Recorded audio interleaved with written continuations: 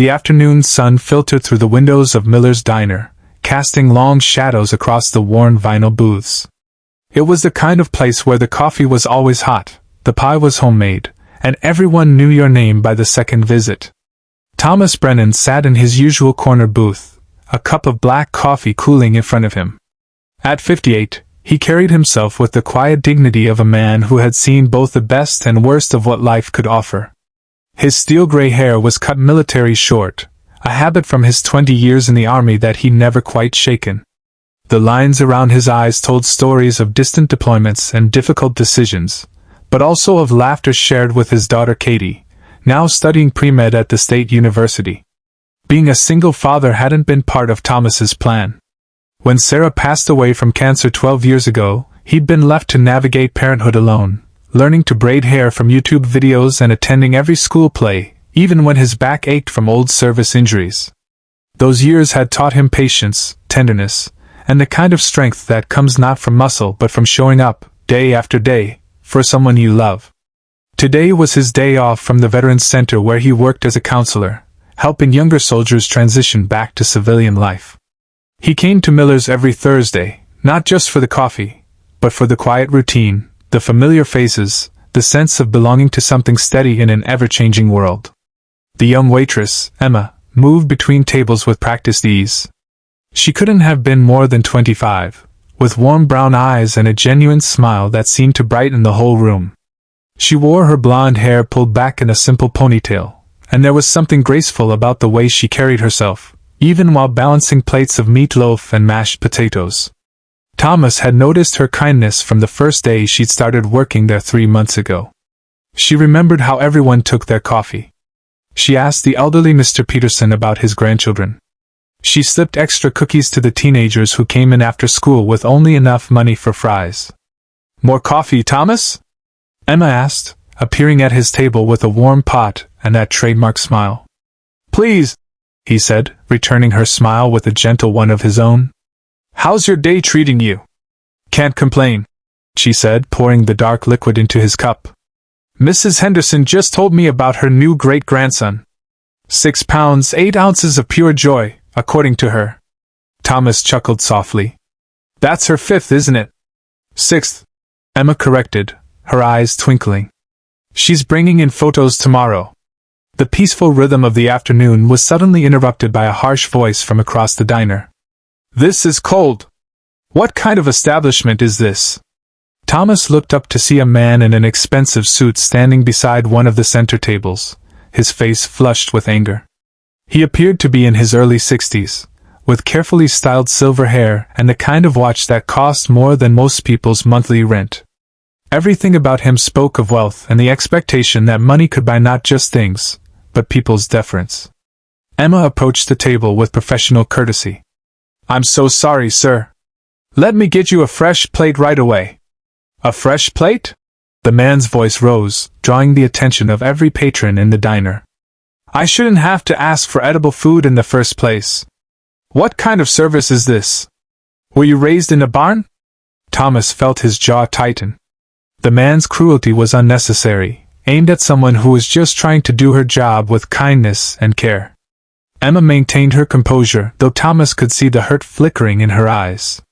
"Sir, I apologize. I'll speak with the kitchen and—" "Don't apologize, just do your job properly," the man snapped, loud enough that the whole diner fell silent. "Young people today have no work ethic, no sense of responsibility. You're probably one of those entitled kids who think showing up is enough." Thomas watched as Emma's cheeks colored, not with anger but with embarrassment. She nodded quietly and reached for the plate, but her hands trembled slightly. That was enough. Thomas stood slowly, his 6-foot frame unfolding with deliberate calm. He'd learned long ago that real authority didn't come from volume or aggression. It came from quiet certainty, from knowing who you were and what you stood for. He walked across the diner, his footsteps measured and even, until he stood beside Emma. "Excuse me," Thomas said, his voice low and steady, carrying the weight of command without ever raising in volume. "I couldn't help but overhear." The wealthy man turned, his expression already prepared for confrontation. "This is none of your business." "Perhaps not," Thomas agreed mildly, meeting the man's eyes with calm directness. But I've been coming to this diner for 7 years. In that time, I've watched Emma here treat every single person who walks through that door with kindness and respect. She remembers how Mr. Peterson likes his eggs. She asks about Mrs. Chen's arthritis. Last week, she paid for a young mother's meal when her credit card was declined. Emma looked at Thomas with surprise, her eyes beginning to shimmer with unshed tears. Thomas continued, his voice still gentle but firm. Now, I spent 20 years in the army. I've seen real hardship, real suffering. And I've learned that how we treat people, especially those in service positions, says everything about who we are as human beings. The wealthy man's face reddened further. Are you suggesting I'm some kind of... I'm not suggesting anything, Thomas said quietly. I'm just observing that your food being slightly cool doesn't warrant speaking to another human being with such disrespect. We all have bad days. But we don't have to make them someone else's bad day too. The diner remained silent. Thomas could feel every eye on them, but he kept his focus on the man in front of him, waiting. For a long moment, the wealthy man seemed to struggle with himself. His pride clearly warred with something else, some recognition perhaps of his own behavior reflected back at him. Finally, something in his expression shifted. The anger drained away, replaced by what looked almost like shame. You're right, the man said quietly, so different from his earlier volume that Thomas almost didn't hear him. He turned to Emma, and his voice was genuinely apologetic. I'm sorry. That was uncalled for. I've had a difficult day, but that's no excuse for treating you poorly. Emma seemed startled by the apology, but her natural kindness surfaced immediately. It's okay, sir. Let me get you a fresh meal. And if there's anything else I can do to make your experience better, please just let me know. The man nodded, looking somewhat humbled. As Emma headed to the kitchen, he looked at Thomas. Thank you. I needed that reminder. Thomas simply nodded and returned to his booth. The normal sounds of the diner gradually resumed, conversations picking up where they'd left off, silverware clinking against plates. A few minutes later, Emma brought Thomas a slice of apple pie he hadn't ordered. On the house, she said softly, her eyes bright. Thank you for standing up for me. Not many people would have done that. You deserved it, Thomas said simply. Kindness should be protected, not punished. Emma hesitated, then slid into the booth across from him. Can I tell you something? Of course. She took a deep breath. My father is Robert Hastings. He owns Hastings Industries, construction, real estate, you name it. He's worth about $3 billion. Thomas's eyebrows rose slightly, but he said nothing, just listened. I could be living in a penthouse, traveling the world, never working a day in my life. Emma continued, her voice steady but emotional. But when my mom died 5 years ago, I realized that money doesn't mean anything if you don't know who you are. I wanted to understand life from a different perspective, to earn my own way, to know what it's like to work hard for something. She glanced around the diner. So I've been working here, in different restaurants and cafes, just being Emma, not Emma Hastings. And I've learned more about humanity, about kindness and struggle and resilience, than I ever could have in my father's world. Thomas smiled gently. Your mother would be proud. Emma's eyes filled with tears. How did you know? Because my wife passed away too, Thomas said softly. And I know that kind of loss changes you. It makes you question everything, makes you want to find meaning and purpose. Makes you want to be someone they'd be proud of. They sat in comfortable silence for a moment, two people who understood grief and the wisdom it sometimes brings. My daughter Katie, she's in medical school, Thomas said eventually. After her mother died, she decided she wanted to help people. She volunteers at the free clinic, works with underserved communities. Sometimes the hardest things we go through teach us the most important lessons. Emma reached across the table and squeezed his hand. Thank you, Thomas. Not just for today, but for being the kind of person who sees people. Really sees them. Over the following weeks, Thomas continued his Thursday visits to Miller's diner. But something had shifted. Emma would sit with him during her breaks, and they talk about life, loss, hope, and healing. He told her about raising Katie alone, about the challenges and unexpected joys. She told him about her mother, about learning to find purpose beyond wealth. The wealthy man returned the next week. His name was Richard, and he apologized again to Emma, this time with flowers and a generous tip. He became a regular, and Thomas watched as the man's demeanor gradually softened, week by week. One Thursday, 2 months after the incident, Emma slid into the booth with a thoughtful expression. "I've been thinking," she said. "My father has been wanting to do something meaningful with his wealth. He's been asking me what matters to me, what I care about." Thomas sipped his coffee, listening. "I told him about you," Emma continued. "About the Veterans Center where you work, about how underfunded it is, how you help so many soldiers but never have enough resources." "Emma, you didn't have to." "I wanted to," she interrupted gently. "Thomas, my father's foundation wants to fund the center. Fully. New facilities, additional counselors, housing assistance for veterans in transition, everything you've been trying to do on a shoestring budget."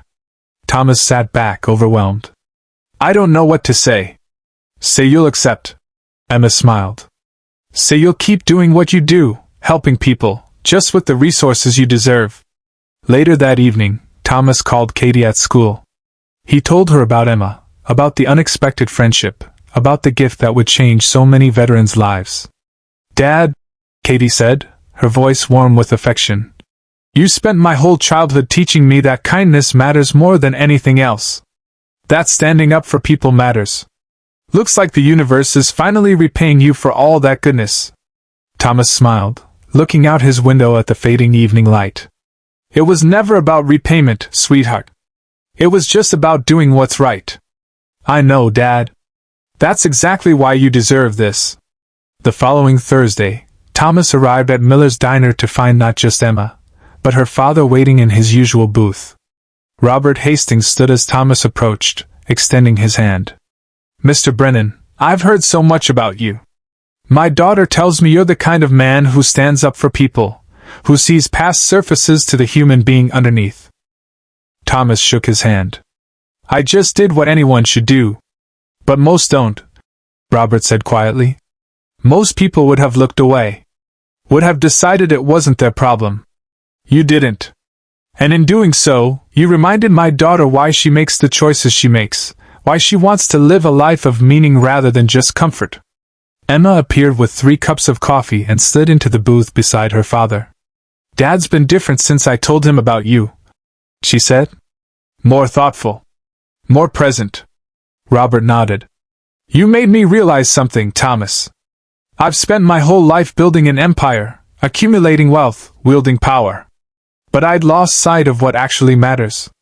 Watching you stand up for my daughter, with nothing to gain and everything to lose if the confrontation went badly, it shook something loose in me." Over coffee and pie, they talked about the Veterans Center, about plans for expansion, about programs that could help soldiers not just survive their return to civilian life, but truly thrive. Robert listened more than he spoke, asking thoughtful questions, genuinely interested in Thomas's vision. As the afternoon sun began to slant toward evening, Robert stood to leave. "I'll have my people contact you next week to begin the process. But Thomas, I want you to know this isn't charity. This is investment in something that actually matters. In people who've served, who've sacrificed. And it's thanks to my daughter's wisdom and your example." After Robert left, Emma and Thomas sat together in the comfortable silence of old friends. "You changed his life, you know," Emma said softly. "In standing up for me, you showed him what real strength looks like. Not money or power, but moral courage." Thomas shook his head gently. "I think you'd already planted those seeds, Emma. You changed your own life first, choosing meaning over comfort. I just watered what was already growing." "Still," she smiled, "I'm glad you were there that day. Glad you didn't look away." "So am I," Thomas agreed. 6 months later, the expanded Veterans Center opened its doors. Thomas stood at the ribbon-cutting ceremony, surrounded by veterans whose lives would be changed by the new programs. Katie had come home from school for the event, her pride in her father evident in her beaming smile. Emma and Robert were there too. Emma still worked at Miller's diner 2 days a week, still learning about life from the ground up. But she'd also started a foundation of her own, focused on supporting workers in service industries, providing scholarships and emergency assistance. Richard, the once angry wealthy man, had become a volunteer at the Veterans Center, finding purpose in listening to soldiers' stories, offering business mentorship to those transitioning to civilian careers. As Thomas looked around at the gathering, at all these lives intersecting and uplifting each other, he thought about that Thursday afternoon, about the simple choice to stand up, to speak out, to defend kindness. His whole life, he believed that small acts of courage mattered. That how we treat people in everyday moments defines who we are far more than any grand gesture. And now, watching the ripples spread from one moment of standing up for what was right, he knew that belief had been justified. That evening, back at Miller's diner for a quiet celebration, Emma raised her coffee cup in a toast to Thomas, who reminded us all that kindness is worth defending, and that one person's courage can change everything. Thomas touched his cup to hers, then to Katie's, to Robert's, to Richard's. To all of us, he said gently. To choosing to see each other, to stand up for each other, to be better together than we could ever be alone. The sun set over the diner, painting the sky in shades of amber and rose. Inside, among friends old and new, Thomas Brennan sat contentedly, knowing that the best things in life aren't built from wealth or status, but from simple human kindness, offered freely and without expectation of return. And sometimes, if you're very fortunate, that kindness comes back to you, multiplied in ways you never could have imagined.